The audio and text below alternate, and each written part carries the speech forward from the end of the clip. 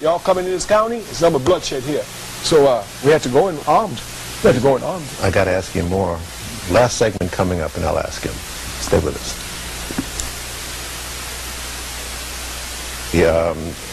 The exact opposite of what I suggested. They were a political party. They were an armed party, and I remember just to have our first, I'll never forget it, to have our first primary vote. The Justice Department man came to me and said, well, you know, the law says you got to have it near the courthouse. I said, we don't have it in the courthouse. You know, he said, well, how you gonna have it? I said, we don't have it in the courthouse. So, you know, so I came before the people. I said, they said we got it in the courthouse, so we got to take our guns and march up in the courthouse. The people were ready.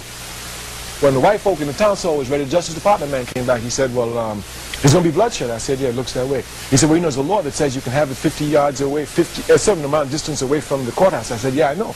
He said, but the court has to make that ruling. He said, well, the white folk made the ruling. They all could have it in the church. There was a church nearby. So I said, fine.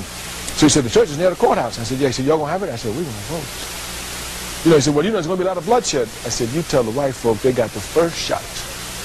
You understand? And everybody came to vote. I'm talking about all women, 75. Everybody brought their guns. We brought it out clear so nobody could see it. They put their guns down. They went. They voted. They came back. They picked up their guns. They were escorted out. So the thing was well organized, and there was guns everywhere.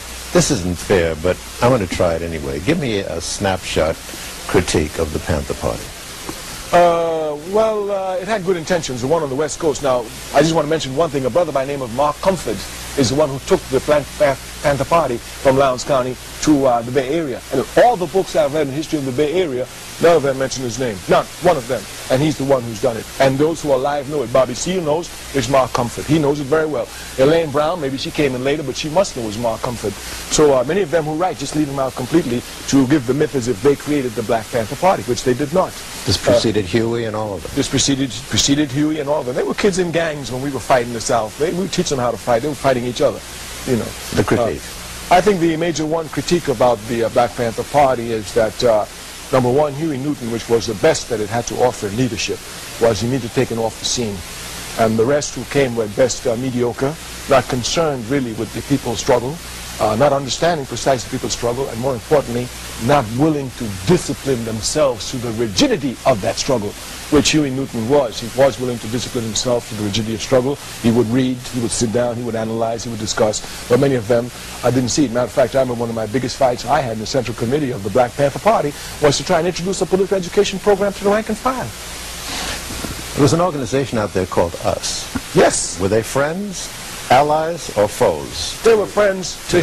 They were friends. They should have been allies, but because of weak organization on both sides, on the lower levels, they were able to be turned into enemies by the enemy itself. Come, sir. Now, we hear that there were some things that went on with Mr. Foreman, that he was subjected to a lot of pressure, physical pressure, by us. Yes, well, there's no, that might have been true, there's no question about it. But as I'm saying is that once the enemy come in, instead of making the enemy, but makes us the enemy, well, then there's no hold bars here for people who do not like themselves. So you're talking about heavily infiltrated? Heavily infiltrated, there's no question about it, on every level. And I was in the middle of it trying to stop it. And I was looking like if I don't want war. You know, the Panthers said, I said, why you got to kill them? We got white policemen running around in Los Angeles who are crazy. You know, let's off a couple of them.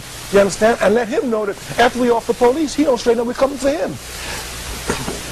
We're just about out of time in this very fascinating talk, but I wonder if you have anything to say to young people who don't know you, who don't know the 60s, much less what went down before then, don't know too much about world affairs. What would you say to them? I will give them the same quote the Honorable Mosiah Mosiah Garvey has given us all, which is, a people without history is like a tree without roots. And what they know, if you don't know where you come from, you don't know where you're going. I would encourage them to know their history.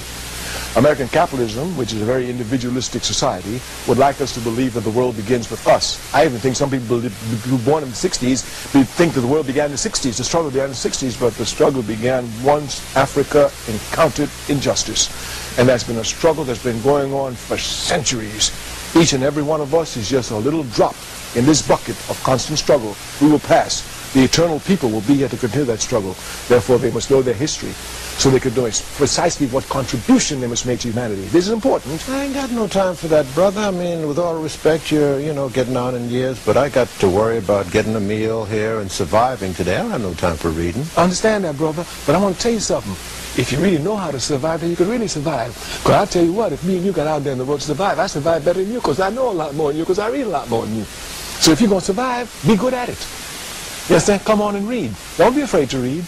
Your people gave reading to the world. Africans gave reading and writing to the world. Give me some books that you think I ought to read, then. Name a book that you think I should start with. Any book? Well, the first book on our book list in the All-African People's Revolutionary Party is The World in Africa by W.E.B. Du Bois. Followed, believe it or not, by Capitalism and Slavery by Eric Williams, who banned me from Trinidad for all those years. And even though while banned by him, the book still stayed on our list. You know, it has many errors, but it gives a clear idea of people to see where the wealth comes from that this society creates. It called it on. It came from our back, slavery. So there are, of course, other books. Any book by Malcolm X, any book by Kwame Ture, any book by Kwame Nkrumah, any book by Sekou Touré, any book by Fidel Castro, any book by Karl Marx, any book by V.I. Lenin, any book by Kim Il-sung, any book by Ho Chi Minh, any book by Mao Zedong, any book by any really revolutionary figure is what they should read, because revolution is our only solution. Do you have a quarrel with the media as is known today in this society? No, I understand the media is capitalist controlled, and therefore I expect it to carry out the wishes of capitalism. Anytime we get on the program and we say our mind, we know there's going to be criticisms for you.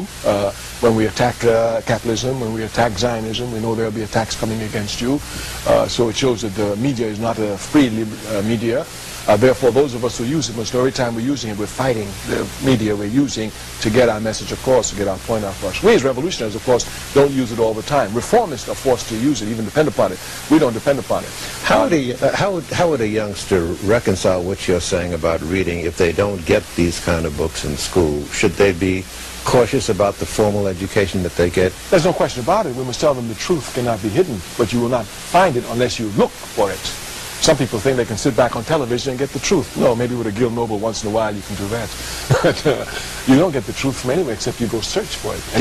Did you get it at Bronx Science High School? I searched for it. What I got from Bronx Science, and I will always thank them for it, is the way to utilize my energy and the discipline of study to arrive at my objectives. I see. And that they really gave me that, because they disciplined students there. And of course I took that discipline and used it for revolution rather than for science, which for me is the highest form of science anyway, because it's human science, which is the highest form. How about going to black colleges? Oh, well, I went to Howard now. And I took philosophy at Howard, and I know that I can stand up to any college graduate anywhere in the world who took philosophy, and they can't leave me anywhere. You know, so I understand the importance of the schooling. For me, Howard was perfect. I could see and live and vibe in the culture of my people. I could get its history. I was fortunate to have teachers who were excellent at that time who taught me, and I partied a lot, you know, while doing a lot of work. You can party easy at Howard. Well, if you played, you worked hard as well in your life, and I thank you on many levels for being with us and for struggling. And we want everyone to join an organization working for their people. Thank you, Gil Noble, for your years of consistency.